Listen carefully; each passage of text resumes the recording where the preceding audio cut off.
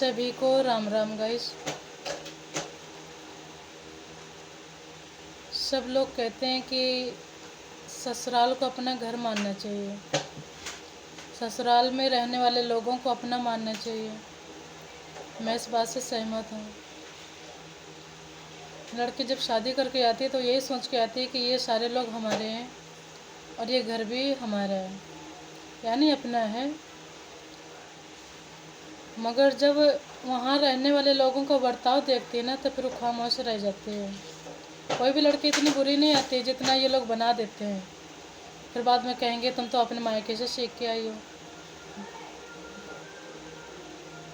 वो माफ़ भी करती जाती है, तुमको छूट भी देती है कि कोई बात नहीं, मैं 2-4 बातें सहन कर लूँगी, बर्दाश्त कर लूँगी। 2-4-10 सालों बर्दाश्त भी करती है। पर मुझे लगता है बर्दाश्त करना, वो लोग ये नहीं समझ पाते बर्दाश्त करे तो उसकी समझदारी है ये। वो लोग कमज़ोर समझ लेते हैं कि इसको तो जवाब देना नहीं आता है। मुझे लगता है कि नहीं बर्दाश्त करना चाहिए। बेटी शांत करा लो इसे। ऐसे कुछ मेरे साथ भी हुआ है। मैंने तो जाने कितना कुछ सहा है भाई। अब मैं टूट चुकी हूँ अंदर से, अब मुझसे बर्दाश्त नहीं होता है। गलती देखो थोड़ी बहुत बर्दाश्त की जा सकती, जानबूझ की गलती अगर कर रहे हैं तो फिर अब मुझसे बर्दाश्त नहीं हो रहा है।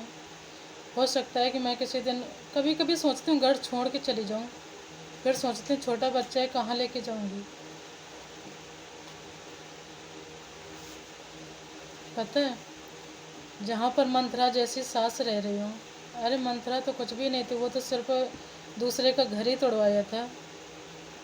और हमारी सास के कारनामे सुनोगे ना तो तुम भी एक बार बोलोगे कि ऐसे के साथ में रह कैसे रही हो तुम। अगर हमारी जगह और कोई लड़की होती ना, जाने कब के निकल ली होती इनके मुंह पे 4 लाते मार कर।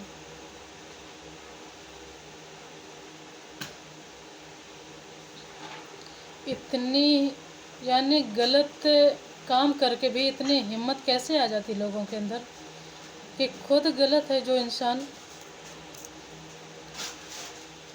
उनके अंदर गलत करके इतनी हिम्मत आती है कि 4 जगह बता लेते हैं। और मेरे अंदर तो इतनी हिम्मत भी नहीं है कि मैं अपनी सच बात को बोल दूँ। मुझे ये लगता है कि कोई बात नहीं, सुनने से हमारा कुछ ले थोड़ी ना जा रहे हैं। अरे वो हमसे बड़ी हैं, कोई बात नहीं, हम बर्दाश्त कर लेते हैं। बर्दाश्त करते करते आज ही मेरी हालत कर दिया कि मुझे देखने से भी नफ़रत होती है, इनको देखने का मन ही नहीं करता मेरा। पता है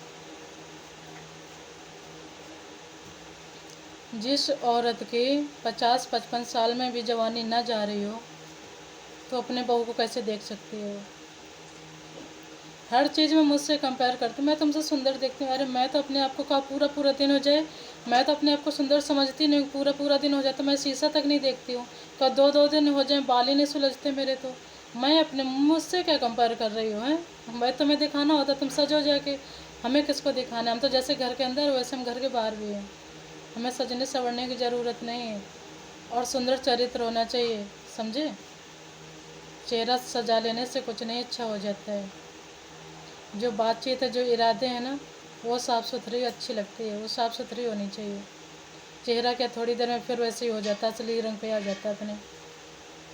50-55 साल की उम्र में गलत काम करते हुए इनको शोभा देते हैं। खुद तो करते हैं। इनके भाई रहते थे, 2 इनके हिजड़े जैसे भाई रहते थे, पाले रखे थे कुत्ते से यहाँ पे। तो पता है अपने भाइयों को भी पता नहीं किससे अफेयर चलता था, उनको भी मौका देती थी घर में मिलने के लिए। वो औरत लेके आते थे।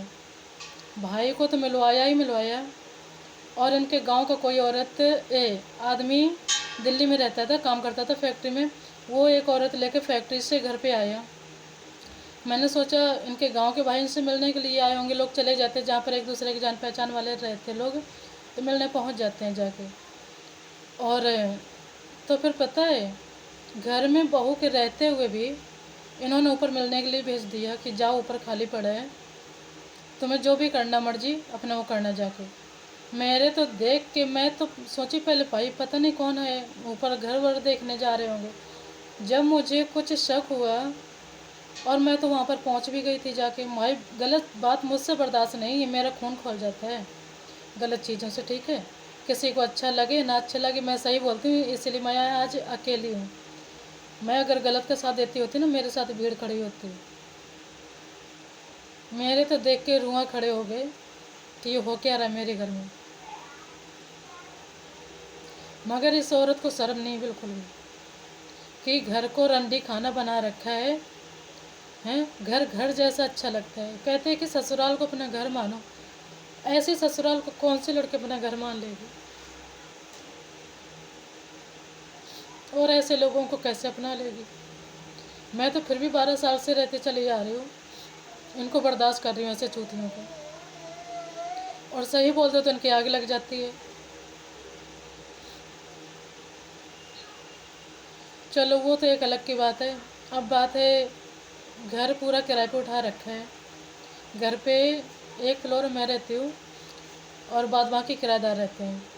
किराया लेने तो खुद आ जाते हैं हाथ फैला के भिखारियों के तरीके से। जैसे मैं ना हुआ ना, किराएदारों के पास में फ़ोन आने शुरू हो जाते हैं, हमें किराया चाहिए, तुम्हारे पास हो या ना हो, कहीं से भी ला के दो, हमको चाहिए। चलो भाई, किराएदार जाने, तुम जानो जाके, उससे मुझे कोई मतलब नहीं है। पर 3 महीने से बिजली का बिल नहीं भरा गया घर में, पता है। वो मुझसे जोर दबाव डाला जा रहा है कि पूरे मकान का बिल तुम भरोगी। भाई मैं क्यों भरूंगी? किराया तुम रख रहे हो तो बिल भरने वाली मैं क्यों होती? मैं भरूंगी तो अपने हिस्से का भरूंगी, मैं तुम्हारा सबका क्यों भरूंगी जाके?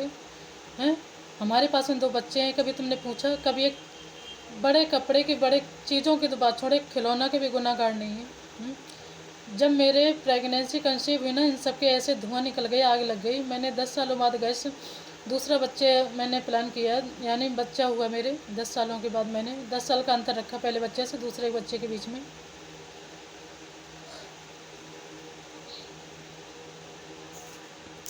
तो इन लोगों की आग लग गई सुनते ही। जब मैंने बोला कि मम्मी मैं प्रेग्नेंट हूँ, घर में सबको ही पता चला। सबने उम्मीदें छोड़ दी थी कि अब तो करेगी नहीं, 10 साल हो गए जाके, अब तो इनके हिस्से का सब कुछ मेरा ही है। मैं खुशी खुशी अभी भी दे दूँगी तुम, यानी बातचीत तो सही करो, सच बोलो सिर्फ बस। मुझे झूठ से नफरत है, मुझे दोगले लोगों से नफरत है। और ऐसे लोग अगर बोलते ना, दोगलापन करते मेरे साथ में, मुझे इनकी शक्ल से नफरत होती है। मैं नहीं रह सकती ऐसे भाई लोगों के साथ में, मुझे ना घुटन महसूस होती है। और हो सकता है तो मैं फिर बच्चे के बारे में सोच जाती हूँ, बाहर निकल के मैं कहाँ जाऊँगी।